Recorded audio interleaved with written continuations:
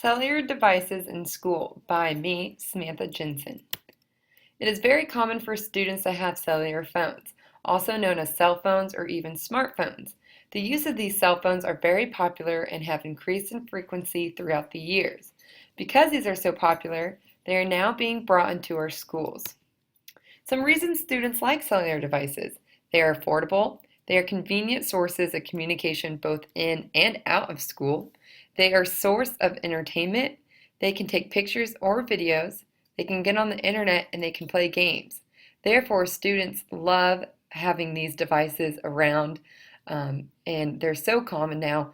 I feel like students have them all day, every day.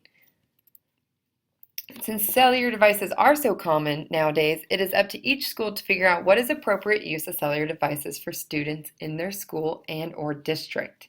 Each school and district will have their own individual ideas of what's appropriate and what's not.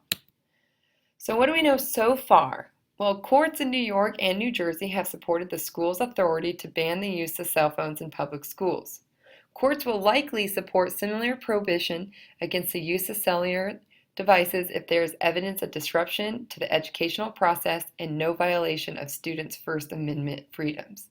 School districts may minimize legal challenges where there is evidence that the use of cellular devices create disruption or that they are used for improper purposes. School officials are delegated the authority to maintain a safe and orderly environment to facilitate teaching and learning. If students abuse the use of cellular devices, then school officials can prohibit students' possession of these devices on school premises. However, it cannot offend the personal rights of the students. School boards, throughout the district policy, may allow special exceptions in cases where the devices are needed for medical emergencies involving students. If there are exceptions for the devices, then they should be filed and ready and available for school officials in case they need to retrieve them if challenged by parents, which could happen. Cell phone school guides. The use of cellular phones by students should not be banned unless there is sufficient evidence of disruption or improper use. Specific guidelines should be developed governing the conditions under which these devices may be used. If cell phones are not permitted for general use, exceptional cases should and shall be for all medical emergencies or other special circumstances that warrant the use of these devices. Policies and guidelines should always be driven by a sense of fairness and due consideration for the unique and personal needs of students. Therefore, if a student needs, like I said a little prior, a cell phone for medical reasons, for personal reasons, that is approved by the school, then they should be excused to have a cell phone in the school. Now, I'm from Circle Middle School, and this is our electronic device policy in the student handbook.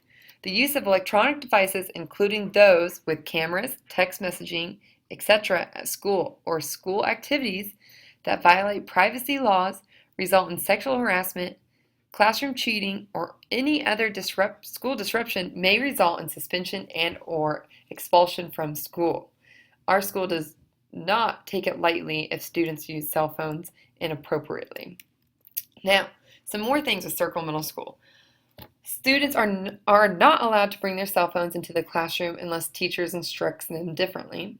Students must keep their cell phones in their lockers during the school day. Students may get out their device during lunch period though. It's a lot more relaxed during lunch. They let them listen to music. They can text, play games, but only during the 28-minute lunch period. Students are not allowed to bring cell phones to the school dances, and if they do, they must leave them at the front desk and we'll put their name on a sticky note and they can pick them up when they leave. Finally, with Circle Middle School, if a student is caught with their cell phone, the first offense from the teacher they will just ask them, they'll go put it up in their locker. The second time, the teacher will take the cell phone from them and they can get it at the end of the day or the end of the period, depending on what the teacher chooses.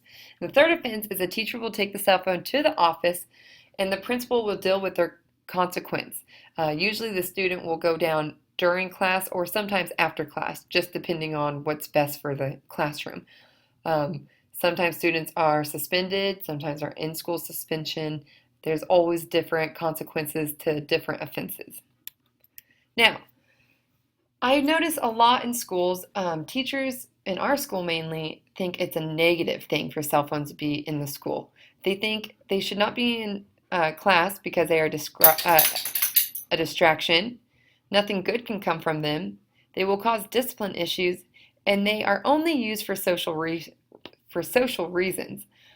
I can completely see why they think this, but there are some positive to cell phones, so let's go over that. Some positive of cell phones in the classroom is they can be a great way for students to stay organized by using their calendars or notes on their phone.